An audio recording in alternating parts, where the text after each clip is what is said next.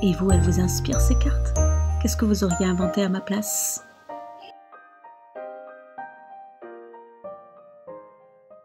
Xartha s'inséra dans la longue file grise des 15 ans, s'égrenant jusqu'à la cafétéria. Le silence était impressionnant. Tous marchaient du même pas, tête baissée sur leurs tuniques grises et leurs chaussures de toile sombre. Les garçons arboraient tous des crânes rasés. Les filles portaient leurs cheveux coupés au carré, qu'ils soient raides, bouclés ou ondulés. Personne n'avait le droit de parler tant qu'une autorisation n'était pas donnée. Les disputes étaient soumises à sanction, et il était interdit de regarder les autres dans les yeux. Dans un ballet parfaitement chorégraphié, l'ensemble de la file parvint dans la grande salle de réfectoire où chacun put recevoir le même plateau sur lequel reposait une purée verte, un filet de poisson, une compote et une tisane chaude. Xartha mangea sans appétit, écoutant en silence, comme chaque soir, le canon de Pacheldel. La version diffusée durait 7 minutes et 4 secondes et serait suivie d'une version de Moonlight Sonata qui durerait 15 minutes. C'était le temps d'en disposer les 15 ans pour dîner. Quand les dernières notes retentiraient, les 15 ans devraient rejoindre les douches où Lacrimosa de Mozart serait diffusée. 3 minutes et 21 secondes. Après quoi, ils se presseraient vers les dortoirs où ils s'endormiraient dans le silence, les yeux rivés vers les fenêtres aquatiques. Xartha faisait partie de ces adolescents qui connaissaient par cœur chaque recoin du récif s'étendant tout autour de sa fenêtre aquatique. Il n'avait pas le droit de se lever de son lit. Il l'avait appris de la pire des façons, alors qu'il n'avait que 7 ans. Voyant passer l'ombre gigantesque d'une créature marine, il n'avait pu s'empêcher de se lever et de coller son nez au plexiglas. Suivant du doigt les lignes droites, dessinant les contours d'anciennes structures métalliques que les anciens avaient posées là pour créer de nouveaux récifs. C'était du temps où le réchauffement climatique faisait mourir les coraux et fondre les glaces des pôles. À 7 ans, Xartha connaissait déjà l'histoire du monde. Perdu dans ses pensées, il s'était hissé sur la pointe des pieds, croyant reconnaître l'aileron d'un requin de récif chassant une myriade de petits poissons apeurés. Ils passèrent tout près de Xartha, qui retint sa respiration, immobile comme une statue. Toutes ces créatures marines étaient habituées à la présence humaine dans leur gigantesque cité sous-marine depuis presque un siècle maintenant, depuis que l'eau des océans avait submergé toutes les terres et contraint les hommes à vivre dans d'insubmersibles bunkers sous-marins. Beaucoup avaient péri, mais les arrière-grands-parents de Xartha faisaient partie des chanceux qui avaient pu intégrer une cité sous-marine. L'énorme silhouette noire du requin se dessina devant le petit garçon, qui sursauta lorsqu'une main se posa sur son épaule. Une surveillante. « Tu n'as rien à faire debout !» Sa voix, dure et sèche, résonna dans le silence du dortoir. Xartha baissa la tête, penaud. « Le requin !» souffla-t-il. « À ton âge, ton organisme a besoin de 11 heures de sommeil. Tu as réussi le grand examen à tes 1 an. Et les donneurs de vie ont choisi de t'accorder cet infini honneur. Ne le gâche pas en maltraitant ce corps que tu as le bonheur d'habiter. Demain sera une journée de pénitence. » Xartha avait effectivement passé la journée suivante à méditer. À genoux dans la salle commune, les mains sur la tête, sans eau ni nourriture. Lorsque les dernières notes de la mélodie de Mozart avaient retenti, il avait été heureux de retrouver son lit. Et il ne l'avait quitté que le lendemain pour prendre son petit déjeuner. À bientôt 16 ans, Xartha était presque un homme. Il connaissait l'histoire, celle avec un grand H, qui avait conduit l'humanité à survivre sous l'eau dans des communautés aux règles strictes. Mais il ne comprenait toujours pas comment, lui, il pourrait s'inscrire dans cette histoire. Les instructeurs ne cessaient de leur rappeler à quel point ils avaient de la chance d'être en vie. Et Xartha devait bien reconnaître qu'en effet, le nouveau style de vie de l'humanité obligeait les hommes à restreindre la natalité. On ne donnait plus naissance naturellement. Les enfants étaient conçus dans le grand laboratoire où la génétique était soigneusement étudiée pour ne donner vie qu'aux plus robustes. L'homme était moins grand, mais plus costaud. Ses poumons étaient plus développés, on espérait même créer des branchies artificielles et les nouveaux bébés naissaient avec des pieds palmés. À 1 an, les enfants subissaient le grand examen auquel tous ne survivaient pas. À 10 ans, l'extrême examen ne permettait qu'aux plus adaptés de survivre. Et à 16 ans, on devenait un adulte. On quittait l'aile des enfants, on nous assignait une tâche et on devait s'en acquitter au mieux. D'ici quelques jours, Xartha et tous les 15 ans recevraient cet infini honneur. Et beaucoup pensaient que la vie commencerait enfin, loin des règles extrêmement strictes du quartier des enfants. Mais quand Xartha observait les adultes à la dérobée, il voyait bien qu'eux aussi ressemblaient à des robots. À la dérobée, jamais dans les yeux, c'était la règle.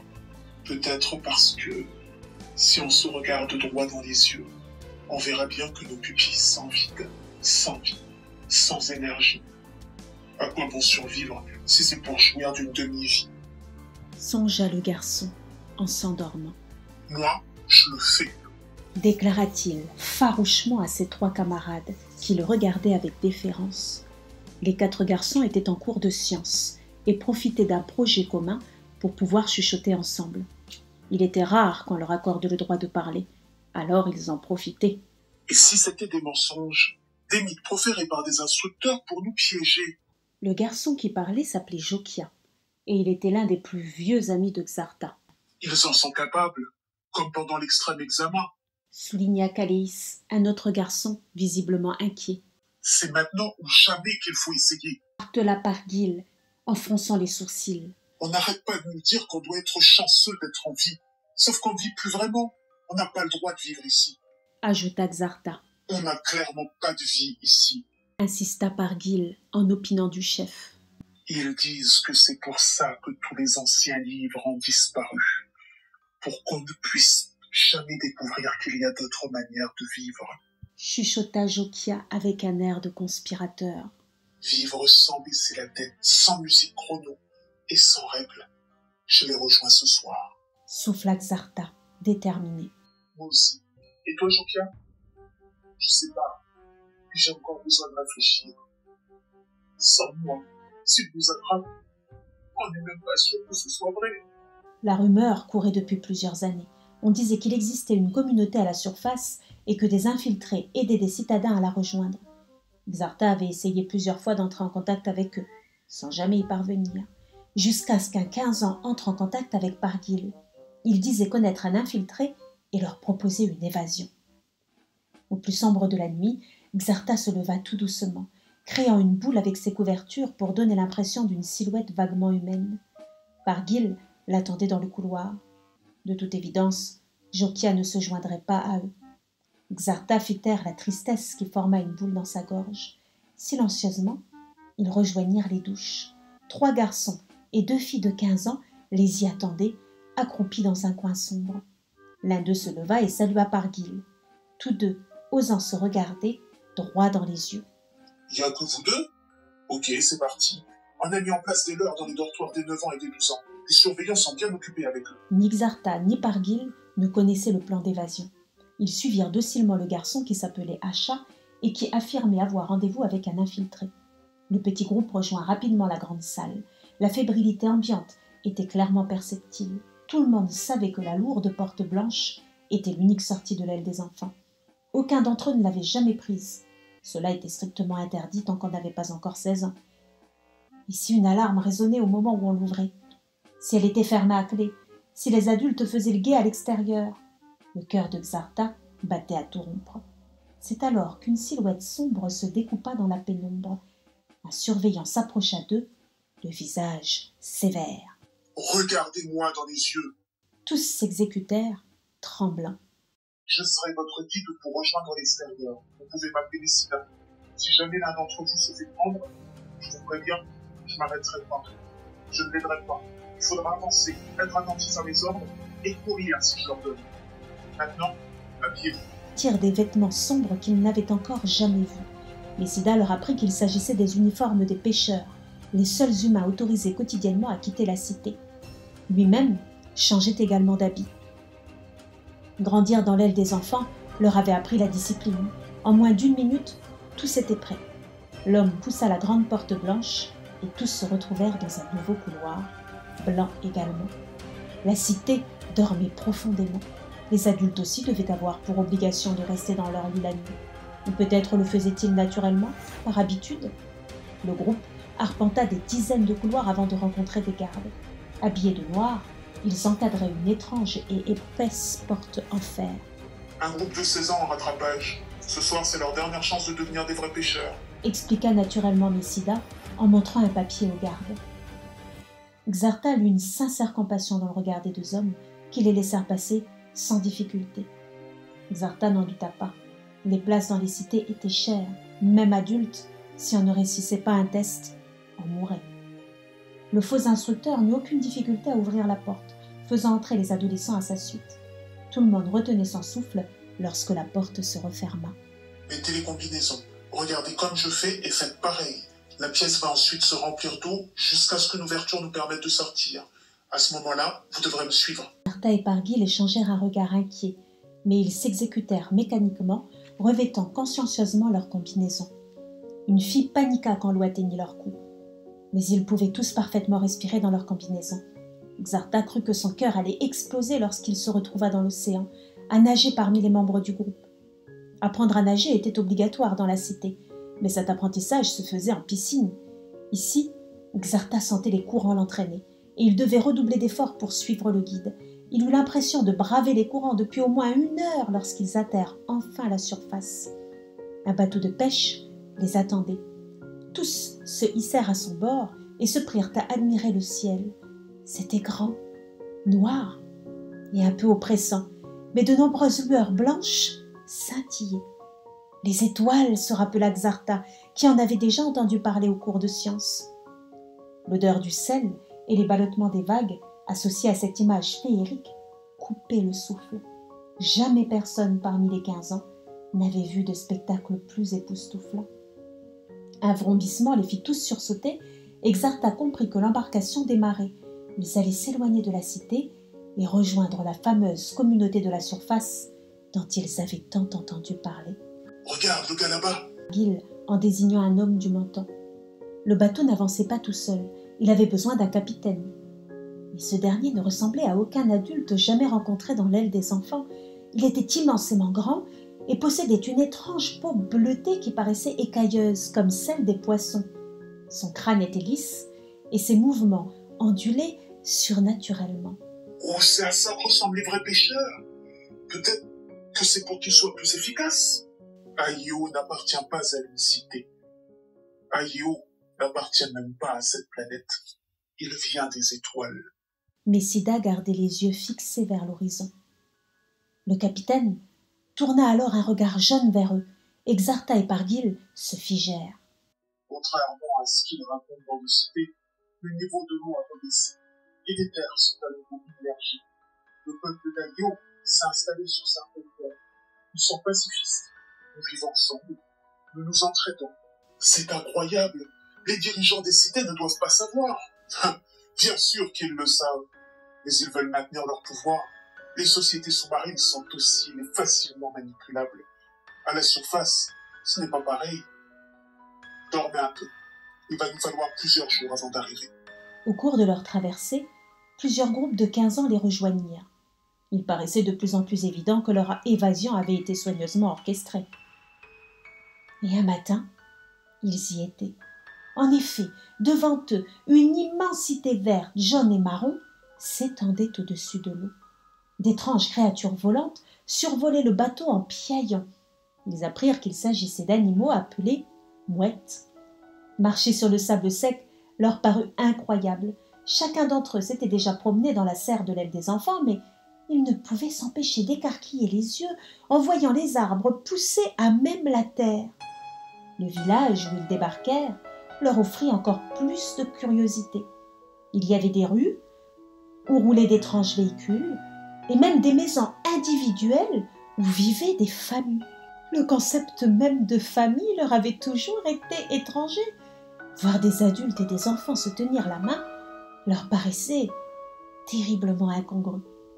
Ici, comme dans la cité, chacun devait tenir un rôle. Mais le soir, la musique retentissait, les gens chantaient et dansaient. Personne ne vous obligeait à faire quoi que ce soit et il existait une infinité de nourritures différentes, au goût merveilleux. Je vais y retourner. Je retourne dans la cité.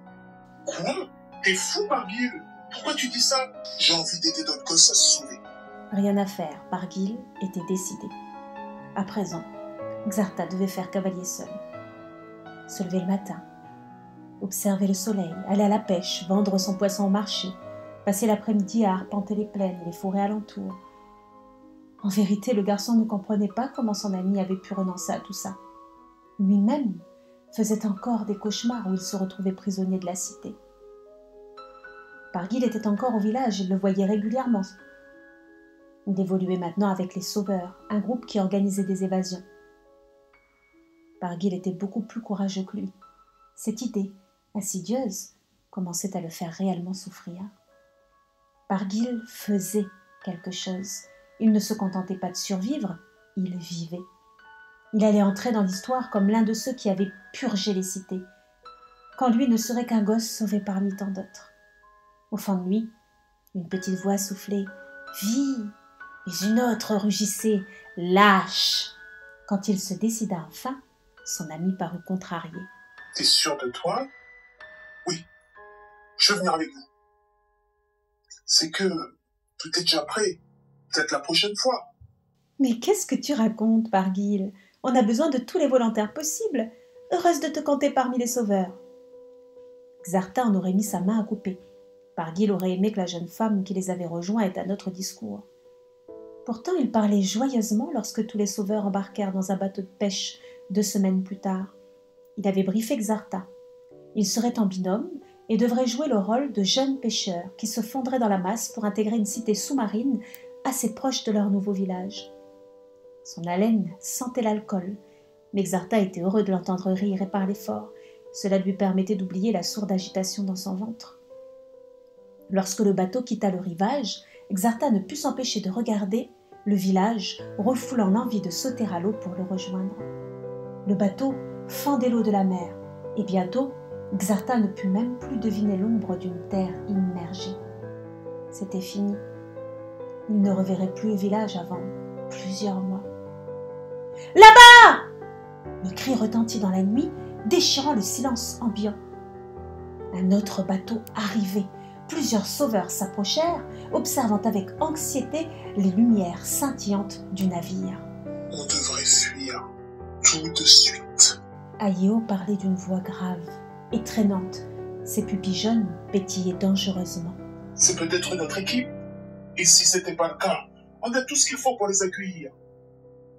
En es-tu sûr? » Une peur panique foudroya Xarta alors qu'une explosion assourdissait l'adolescent.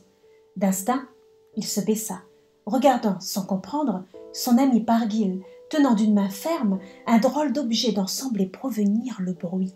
Il lui fallut un temps avant que son cerveau n'accepte l'horreur qui gisait aux pieds de Barguil. C'était rouge, c'était sanglant.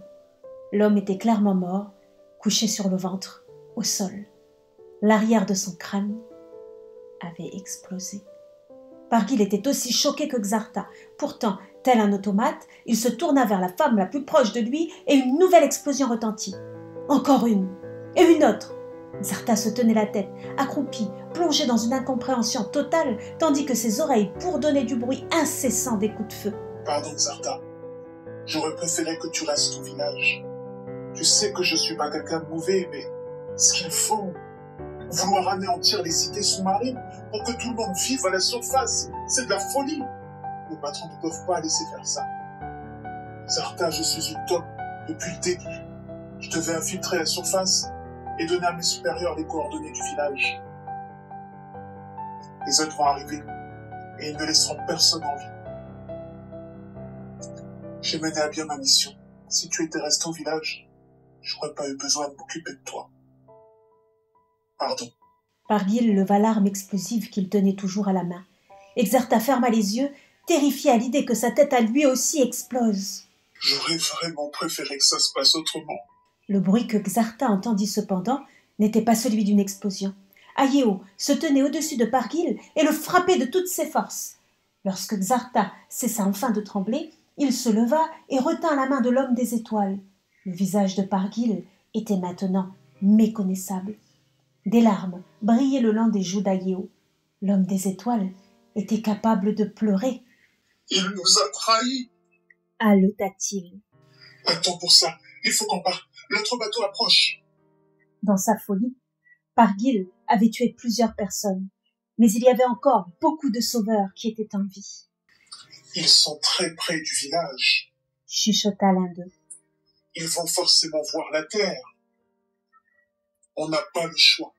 Ayo prit l'arme de la main de Pargil. Pas de fuite. On va devoir se battre pour sauver le village. C'est eux ou nous. Un grand merci pour votre écoute. J'espère vraiment que cela vous a plu. Mais peut-être que vous auriez imaginé autre chose. Si le cœur vous en dit, je vous laisse écrire votre propre nouvelle avec ces cartes. Et vous pouvez me l'envoyer à mapetitefabriquahistoire@hotmail.com. Je me ferai un plaisir de vous lire et de vous répondre. À bientôt!